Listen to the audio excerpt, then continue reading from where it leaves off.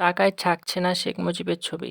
শেখ মুজিবুর রহমানের ছবি না রেখে ২০ টাকা, ১০০ টাকা, ৫০০ টাকা ও ১,০০০ টাকার নোট নতুন করে বানানোর ঘোষণা দিয়েছে বাংলাদেশের অন্তর্বর্তীকালীন সরকার। অর্থ মন্ত্রণালয় এবং বাংলাদেশ ব্যাংকের পক্ষ থেকে জানানো হয়, বর্তমান নকশা থেকে শেখ মুজিবুর রহমানের ছবি সরিয়ে নেওয়া হবে। প্রাথমিকভাবে ৪টি নোট পুনরায় নকশা করা হবে।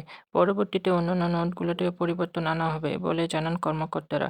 ২৯ সেপ্টেম্বর অর্থ মন্ত্রণালয়ের এক চিঠিতে নতুন নোটের বিস্তারিত নকশা প্রস্তাব দাখিল করতে বাংলাদেশ ব্যাংককে নির্দেশ দেওয়া হয়। কেন্দ্রীয় ব্যাংকের currency and design advisory committee এসব পরিবর্তনের মূল্যায়ন ও সুপারিশ করতে গুরুত্বপূর্ণ ভূমিকা পালন করবে। বিজ্ঞপ্তিতে বলা হয়, বাংলাদেশ ব্যাংকের কারেন্সি অ্যান্ড ডিজাইন অ্যাডভাইজারি কমিটির সুপারিশ গ্রহণ করে যত দ্রুত সম্ভব সুনির্দিষ্ট প্রস্তাব অর্থ বিভাগের পাঠানোর জন্য অনুরোধ করা হলো। সাবেক শেখ হাসিনার সরকারের আমলে প্রচলিত সব নোট ও মুদ্রায় শেখ মুজিবুর রহমানের ছবি আছে, যা মুছে ফেলার সিদ্ধান্ত নেওয়া হয়েছে। বর্তমানে ২ টাকা থেকে ১,০০০ টাকার কাগজের নোটের সবগুলোতেই তার ছবি রয়েছে।